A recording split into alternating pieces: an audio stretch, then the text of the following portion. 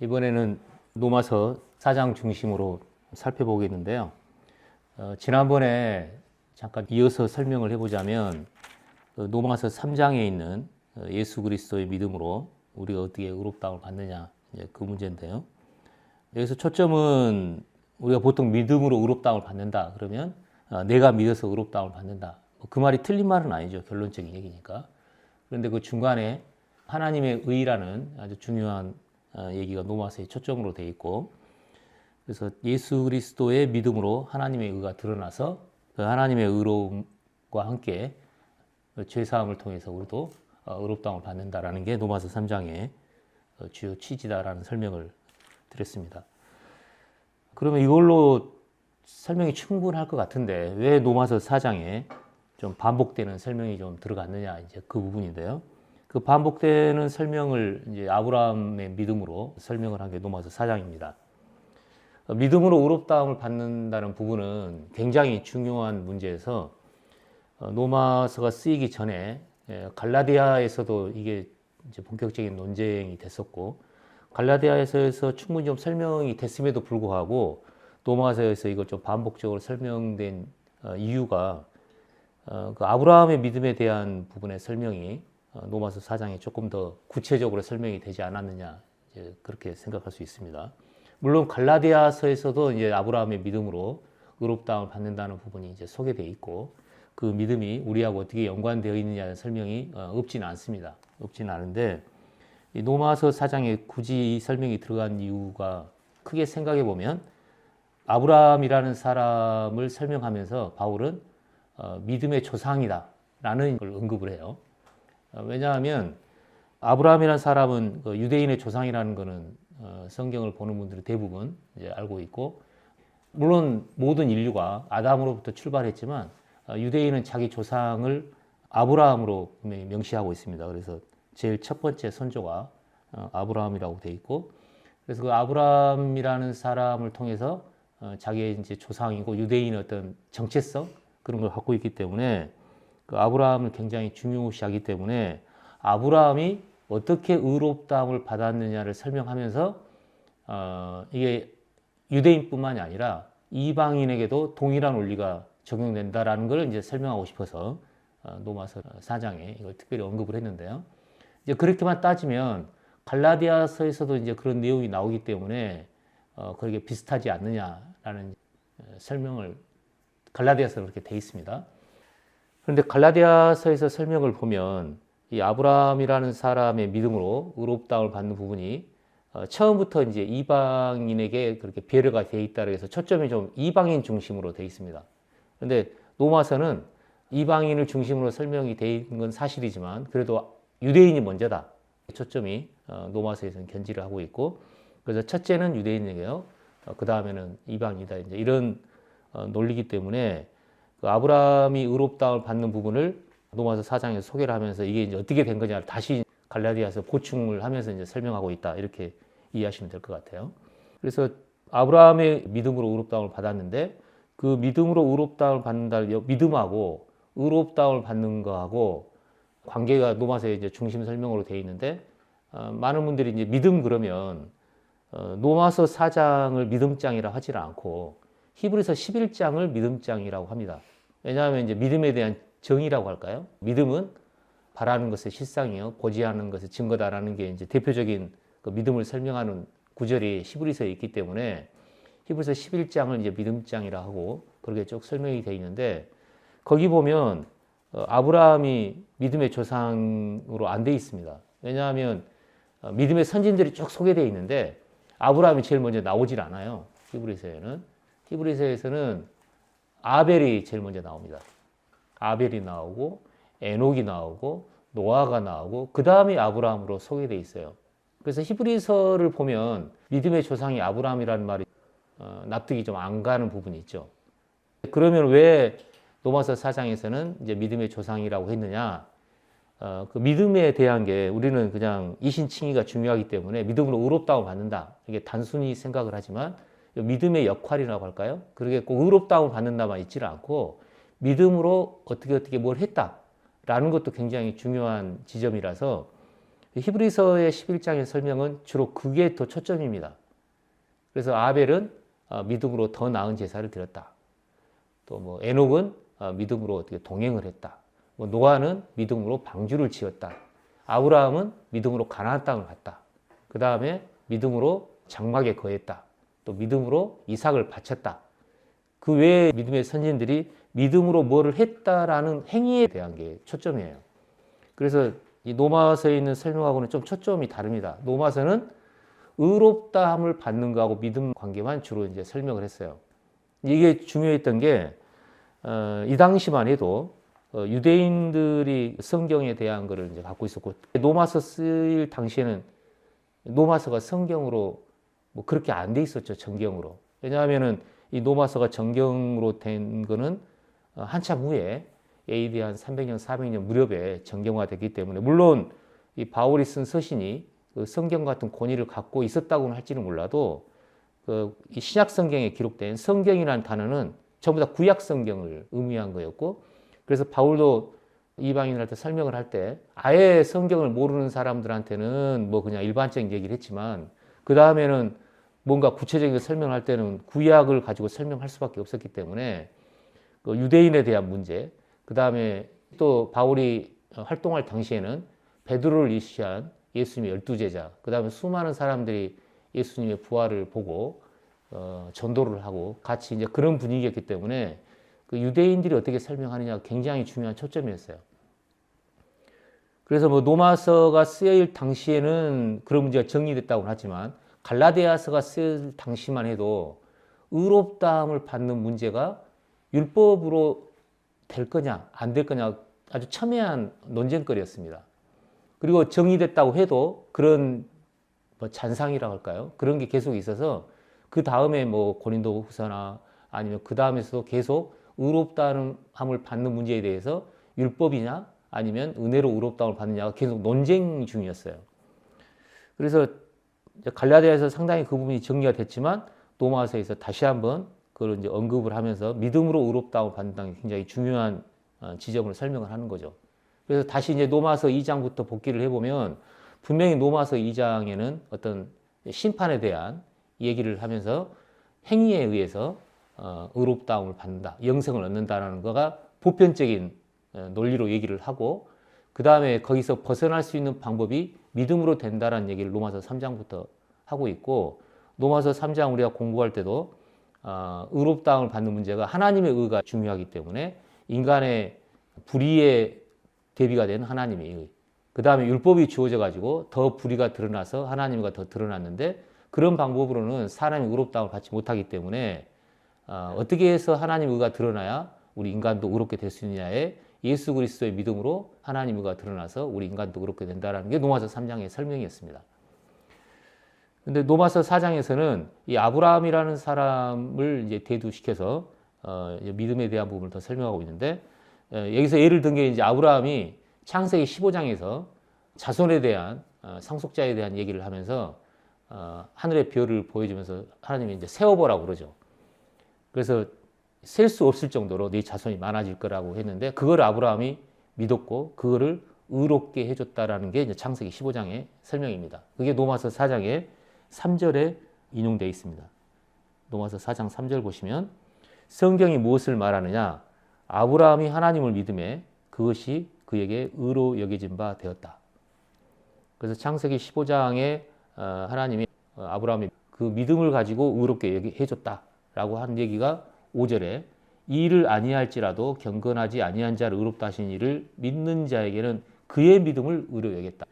아브라함의 믿음을 의로 여겼다 해서 이제 주체가 아브라함으로 되어 있고 대상은 이제 하나님이죠. 그래서 이거는 아브라함이 믿음으로 의롭게 되는 장면을 이렇게 소개하고 있고, 그 다음에 다윗도 그 중에 하나다라는 인용을 하면서 6절 일한 것이 없이 하나님께 의로 여기심을 받는 사람의 복에 대하여 다윗의 말한 바 불법이 사함을 받고 죄가 가려짐을 받는 사람들은 복이 있고 주께서 그 죄를 인정하지 아니할 사람은 복이 있도다 한 것 같으니라. 그래서 다윗의 예를, 그래서 아브라함과 다윗도 일한 것이 없고 경건하지 아니 그런 상황에서 믿어가지고 의롭다함을 받았다는 것을 이제 소개하고 있습니다. 그래서 이제 이 문제를 그 율법하고 굉장히 중요한 문제고, 그게 예루살렘 장로회의에서 은혜로 의롭다움을 받는 게 결론이 났지만 여전히 유대인에게서는 율법이 중요했기 때문에 이 믿음이 할례, 그 다음에 율법이 연결되기 때문에 그 시점을 이제 설명을 하는 게 9절부터예요. 그러면 아브라함이 의롭다움을 받은 게 할례를 받기 전이었느냐 아니면 할례 받은 후였느냐. 왜냐하면 유대인을 규정하는 것은 율법이고 성전인데 그 율법의 규정이 굉장히 중요한 게 할례를 받았냐 안 받았냐에 대해서 할례자냐 무할례자냐. 그래서 할례자면 율법을 행할 의무가 있는 거고 무할례자면 율법을 행할 의무가 없다라고 이제 일반적인 규정이 있기 때문에 이 아브라함이 의롭다고 하는 그 장면에서는 할례를 받은 후에 의롭다움을 받은 게 아니라 할례를 받기 전이었습니다. 왜냐하면 창세기 15장은 할례 받기 전이었어요. 할례는 창세기 17장부터 나와서 그때부터 할례가 시행이 됩니다. 그렇기 때문에 의롭다움을 받는 게 할례와 관계없다라고 설명한 게 이제 9절부터 얘기해요. 그런즉 이 복이 할례자에게냐 혹은 무할례자에게도냐 무릇 우리가 말하기를 아브라함에게는 그 믿음이 의로 여겨졌다 하노라. 그런즉 그것이 어떻게 여겨졌느냐? 할례시냐 무할례시냐? 할례시가 아니요 무할례시니라. 그러니까 할례가 아브라함이 받기 전에 이미 의롭다움을 받았다는 거예요. 그렇기 때문에 할례와 관련된 율법하고는 무관하게 의롭다움을 받은 거 아니냐라는 설명을 하고 있습니다.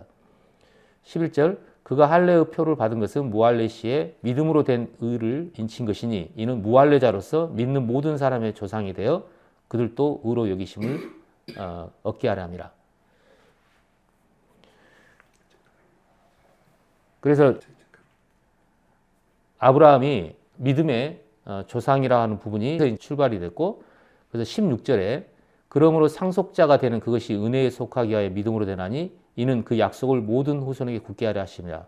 율법에 속한 자에게 뿐만 아니라 아브라함의 믿음에게 속한 자에게도 그러하니 아브라함은 우리 모든 사람의 조상이다. 그러니까 믿음의 조상이기도 하고 그 다음에 유대인의 율법에 관계된 조상이기도 하다라고 해서 이 율법과 관계된 그런 내용이 정립되기 전에 믿음으로 의롭다움을 받았다라고 로마서 4장은 설명하고 있습니다. 그러면 여기까지만 한다고 하면 물론 조상 문제가 좀 특별하게 다뤄지기는 하지만 그 갈라디아에서 설명하고 크게 다르지 않습니다.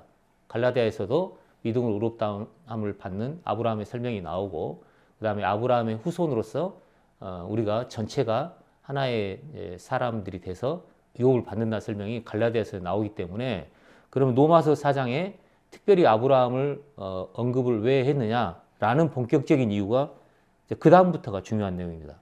17절부터 보면 기록된 바 내가 너를 많은 민족의 조상으로 세웠다 하신 것 같으니 그가 믿은 바 하나님은 죽은 자를 살리시며 없는 것을 있는 것으로 부르신 이시니라.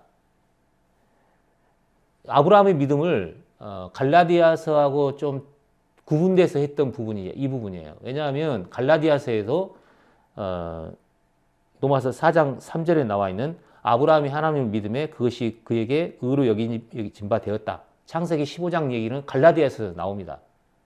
그런데 17절에 내가 너를 많은 민족의 조상에 세웠다 하신 것 같으니 그가 믿은 바 하나님은 죽은 자를 살리시며 없는 것을 있는 것으로 부르신 이시니라. 이 창세기 17장 얘기는 갈라디아서에서 나오지 않습니다. 그럼 이 얘기가 왜 아브라함의 믿음에 이제 언급이 됐느냐라는 게 굉장히 이제 중요한 초점인데 여기서 보면 죽은 자를 살리시며라고 부활에 대한 얘기가 들어있고 없는 것을 있는 것으로 부르신 이시니라. 이게 이제 언급이 돼 있어요. 그래서 18절에 아브라함이 바랄 수 없는 중에 바라고 믿었으니 이는 내 후손이 이 같으리라 하신 말씀대로 많은 민족의 조상이 되게 하려 하심이니라. 그 18절에 내 후손이 이 같으리라 하신 말씀은 창세기 15장에 한 얘기예요. 근데 그 말씀이 창세기 17장에도 유효하다라고 하면서 17절에 내가 너를 많은 민족의 조상으로 세웠다 하신 것 같으니 그가 믿은 바 하나님은 죽은 자를 살리시며 없는 것을 있는 것으로 부르시니라. 이 얘기는 창세기를 조금 이해를 하셔야 이해가 될 것 같은데요. 창세기 15장으로 가봅시다. 창세기 15장의 1절부터요. 이후에 여호와의 말씀이 환상 중에 아브라함의 이마에 이르시되 아브라함아 두려워하지 말라. 나는 내 방패여 너의 지극히 큰 상급이니라. 아브라함이 이르되 주 여호와여 무엇을 내게 주시려 하나이까? 나는 자식이 없사오니 나의 상속자는 이 다메섹 사람 엘리에셀이니이다. 아브라함이 또 이르되 주께서 내게 씨를 주지 아니하셨으니 내 집에서 길린 자가 내 상속자가 될 것이니이다. 여호와의 말씀이 그에게 임하여 이르시되 그 사람이 내 상속자가 아니라 내 몸에서 날 자가 내 상속자가 되리라 하시고 그를 이끌고 밖으로 나가 이르시되 하늘을 우러러 무뼈를 셀 수 있나 보라. 또 그에게 이르되 내 자손이 이와 같으리라. 아브라함이 여호와를 믿으니 여호와께서 이를 그의 의로 여기시고, 이게 그 유명한 갈라디아서 인용이 되어 있고 로마서 인용된 아브라함이 여호와를 믿으니 여호와께서 이를 그의 의로 여기셨다는 이 이제 내용입니다. 그러면 이때 상황을 보면 아브라함이 이제 아들이 없었어요. 그래서 다메섹 사람 엘리에셀 그 종이 상속자가 돼야 될 것 같습니다라고 하니까 하나님 뭐라고 하셨냐? 네 몸에서 날 자가 상속자라고 이렇게 언급을 하셨어요. 이제 그러면 이게 아브라함이 75세 좀 이후인데 이때 여전히 생산 능력을 갖고 있었습니다. 그러면 내 몸에서 날 자가 씨가 된다고 했기 때문에 와이프인 아브라함의 사레라는 사람한테서 자식이 나와야 되는데 안 생기는 거예요. 그러니까 사라한테 좀 문제가 있었을 가능성이 있죠. 지금 상황을 보면. 왜냐하면 사라가 이제 안 되니까 자기 여종을 들여가지고 아브라함에서 자식을 낳은 게 그게 이스마엘입니다. 지금 그 코란으로 이제 그 알려져 있는 이슬람의 후손들 한 사람들은 바로 이 이스마엘을 정통으로 생각하는 거죠. 그래서 이스마엘을 낳았는데 그 후로 13년 동안 하나님이 아무 얘기가 없어요. 그러니까 아브라함이 하갈한테서 자식을 낳았을 때가 대략 한 86세쯤 됐습니다. 16장 3절에 보면 아브라함의 아내 사레가 그 종 애굽 사람 하갈을 데려다가 그 남편 아브라함의 첩으로 준 때는 아브라함이 가나안 땅에 거주한 지 10년 후다. 그러니까 75세 때 이제 들어왔으니까 한 85세쯤 이제 그때쯤이에요. 그래서 85세 때 하갈을 통해서 자녀를 낳았어요. 그래서 16장 15절에 보면 하갈이 아브라함의 아들을 낳음에 아브라함이 하갈을 낳은 그 아들을 이름하여 이스마엘이라 하였더라. 하갈이 아브라함이 이스마엘을 낳았을 때는 아브라함이 86세였어요. 그러니까 이때도 아브라함이 생산 능력이 있어가지고 이스마엘을 낳았습니다. 그리고 나서 17장 1절에 보면 아브라함이 99세 때 여호와께서 아브라함에 나타나서 그러니까 13년 동안 아무 얘기가 없었어요. 그러면은 이제 아브라함 입장에서는 내 몸에서 날 자가 상속을 받는다고 했으니까 당연히 이스마엘이 상속을 받을 거라고 생각할 수밖에 없죠. 왜냐하면 아브라함 몸에서 났으니까요.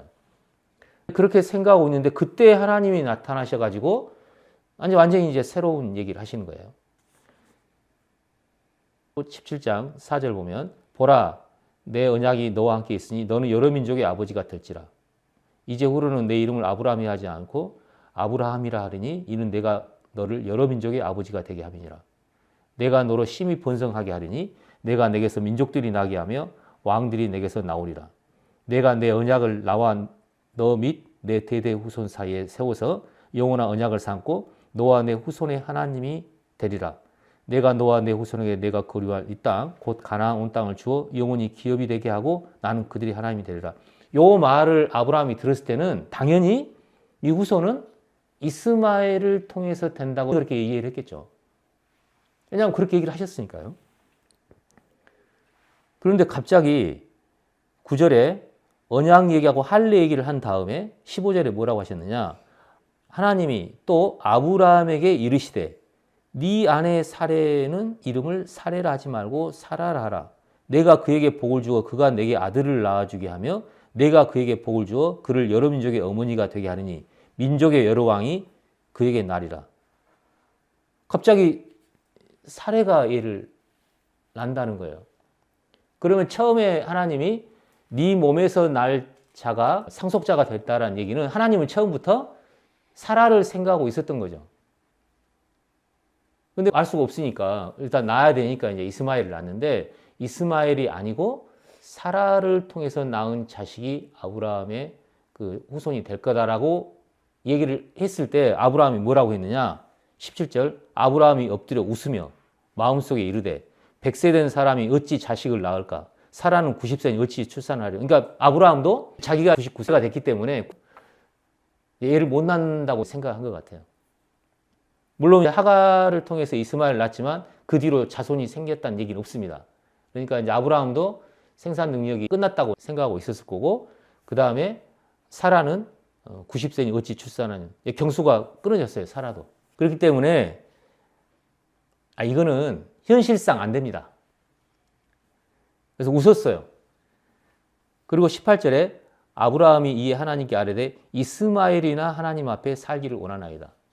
하나님이 내 몸에서 날짜라고 했으니까 아브라함 몸에서 낳기 때문에 이렇게 해서 이게 이제 현실적이라고 이렇게 돼 있어서 아브라함이 약간 웃었고 이스마엘에게 되기를 바랬다 고 이 문장을 보면 아브라함이 뭔가 믿음이 없고 약간 좀 현실적으로 생각해가지고 좀 뭐랄까 약간 비웃은 게 아닌가. 이렇게 이해가 되는 문장이 틀림없어요.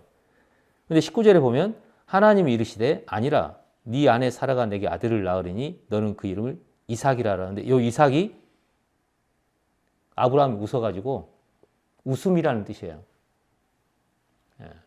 그래서 논란의 여지가 있죠. 이삭이 뜻이 그럼 우리가 알고 있듯이 비웃음이냐 아니면 이제 뭐냐 이제 이렇게 좀 논란의 여지는 있습니다만 실제로 그 다음에 사라한테 이 얘기를 했을 때 사라는 진짜 웃어버렸거든요. 그런데 사라가 웃은 것을 따서 이삭 이름이 붙은 게 아니라 아브라함이 웃어가지고 이삭이라는 이름이 붙은 겁니다. 그런데 훗날 바울은 이것에 대한 해석을 아브라함이 비웃어가지고 그냥 하나님을 안 믿었다라고 해석하지 않았어요. 그래서 이제 아브라함이 믿음을 갖고 있었다라고 해석한 게 로마서 4장입니다. 이걸 굳이 이해를 하자면 예수님도 태어나실 때 누가복음에 보면 세례요한이 태어나는 장면이 있고 예수님이 태어난 장면이 있는데 세례요한이 태어날 때 그 사가랴한테 가브리엘이 나타나가지고 세례요한 난다고 했을 때 세례요한의 아버지가 그걸 안 믿었어요. 그래가지고 벙어리가 됐습니다. 그런데 마리아의 반응을 보면 자기가 처녀 내연한다는 게 어찌 이런 일이 있습니까? 라고 반문을 해요. 그런데 그거에 대해서는 말이 없어요. 그러니까 이 반문을 했다라는 거에 현실적인 문제가 그냥 그것만 그대로 볼 거냐 아니면 그 이면에 다른 게 있었느냐에서 주의 계집종이 그대로 이루어지기라고 나중에 받아들이는 장면이 나오거든요. 그러니까 표면상 나타나가지고 못 믿는 상황이나 현실에 대한 얘기하고 그 마음속에 믿음이 있는 거하고는 구분이 되는데 표면으로 봐서는 구분이 안 되죠. 그러니까 아브라함하고 사라를 보면 둘 다 웃은 건 맞지만 아브라함은 그 안에 그 부활에 관계된 믿음을 갖고 있었고 사라는 없었다라는 게 이제 성경의 설명입니다. 로마서 4장으로 다시 가면요.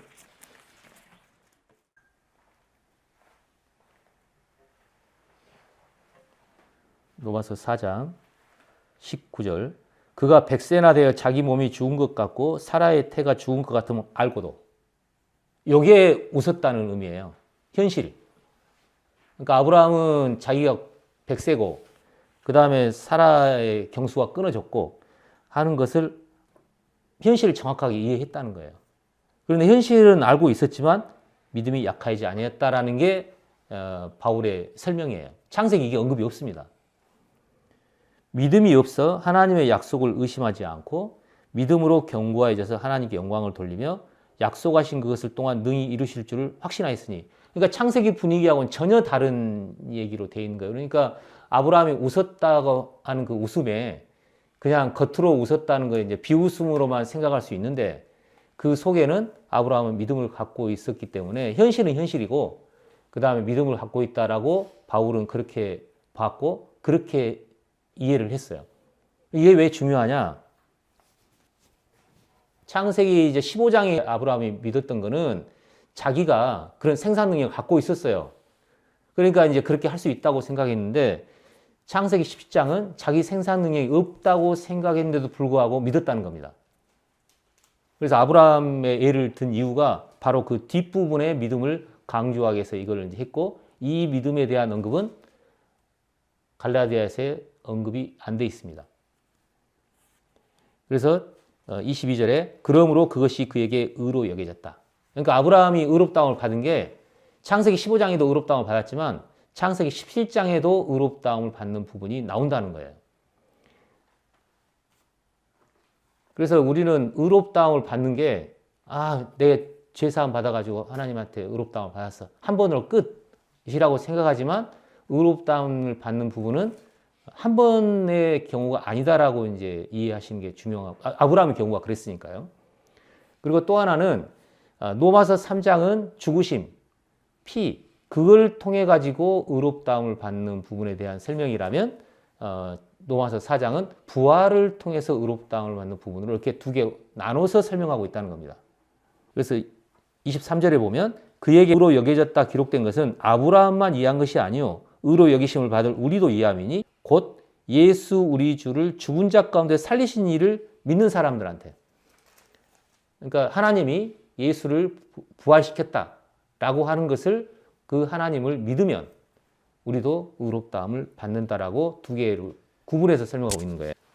그래서 25절에 예수는 우리가 범죄한 것 때문에 내줌이 되고 또한 우리를 의롭다 하시기 위하여 살아나셨느니라 라고 해서 지금은 의롭다함을 받는 문제에 대해서 그냥 죄사함으로 의롭다함을 받았다라고 설명하는 거는 전도할 때 좀 쉽기 때문에 그 설명하는 거는 뭐 문제될 건 없습니다만 바이블의 설명은 정확히 죽으심으로 의롭다함을 받는 문제, 부활로 의롭다함을 받는 문제를 두 개 구분해서 설명하고 있고 이게 그러면 따로따로냐 아니면 동시사건이냐 뭐 동시사건을 이해하셔도 되고 따로따로 이해하셔도 되는데 어쨌든 중요한 거는 의롭다함을 받는 설명이 하나로만 통일되어 있지 않다는 겁니다.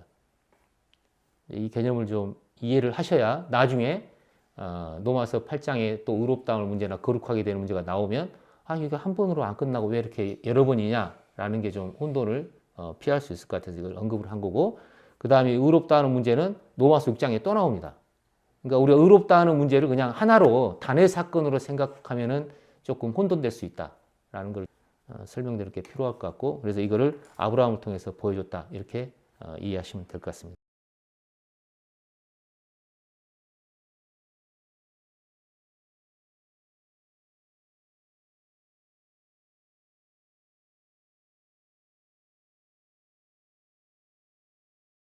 그건 맞는 말씀이신데요. 그러니까 히브리서에 나와 있는 믿음으로 어떤 행동을 했던 사례가 쫙 나와서 그렇게 살고 그렇게 해야 된다라는 건 이제 맞는 얘기인데요. 의롭다는 부분은 그거가 아니라는 게 로마서 설명입니다. 그러니까 믿음으로 행위를 해가지고 뭐가 이루어지고 뭐가 이루어지고 상을 받고 막 이런 건 다 있어요. 근데 의롭다는 부분은 행위하고 무관하게 믿음이 아니고는 불가능하다. 라는 게 갈라디아서하고 로마서 설명이죠. 행위를 해야 되는데 의롭다함을 받기 위해서 행위를 하는 게 아니라 믿음의 행위로 해서 상을 받을 것도 있고 그 다음에 믿음의 행위로 해서 뭐가 이루어지는 게 있기 때문에 행위를 해야 된다라는 거지 의롭다함을 받기 위해서 행위를 해야 되는 건 아니다라는 게 이제 갈라디아 로마서 설명이에요.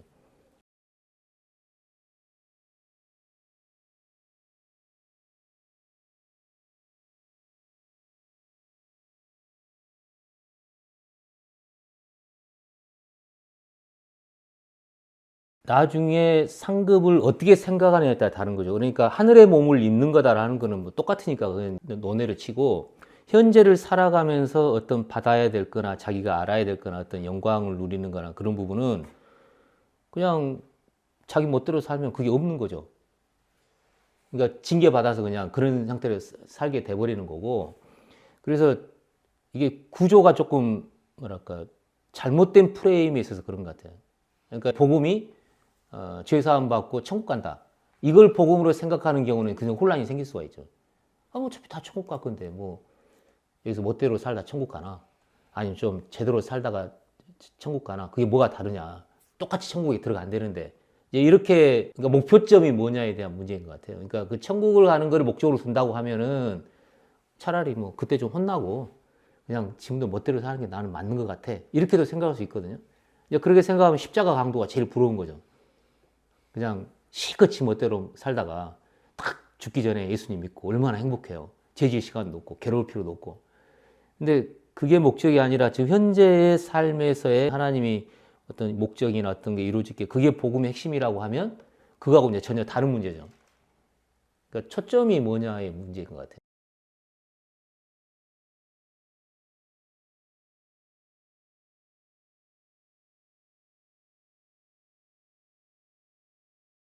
그러니까 의롭다함을 받기 위해서는 행위는 불가능하다는 게 성경의 설명이죠. 그러니까 기준점이 목표가 뭐냐는 거예요.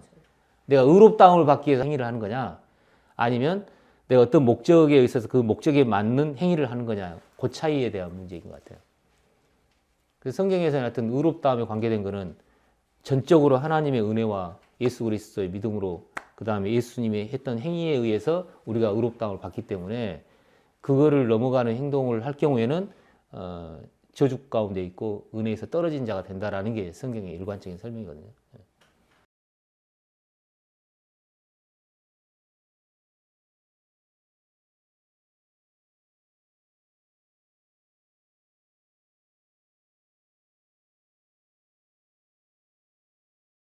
근데 그렇게 따지면 유대인도 거듭나기 굉장히 힘든 구조예요. 이슬람만큼이나. 계시록에도 보면 그 14만 4천도 있지만 아예 그냥 음녀가 돼가지고 본격적으로 그냥 거부하는 그 음행의 그 최고 끝도 유대인들이거든요. 그러니까 이제 우리가 표면으로 보면 유대인들은 저렇게 똑똑하고 하나님이 유대인 선택해가지고 저렇게 왜 해주고 이방인들은 그렇게 안 해줬느냐.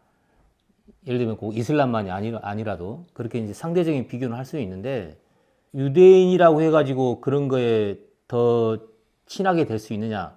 그렇지 않았다라는 게 성경의 설명인 거 보면, 이슬람에 그렇게 했다고 해가지고 더 이슬람만 더 미워서 그냥 쪽수만 늘어나게 하고 그렇게 했다라고 좀 보기는 어려운 것 같아요. 물론 지금 현실적으로는 지금 예수님을 믿기가 좀 어려운 조건이긴 한데, 과연 꼭 그럴까 그것도 생각을 해봐야죠. 막판 되면 어떻게 될지 몰라요.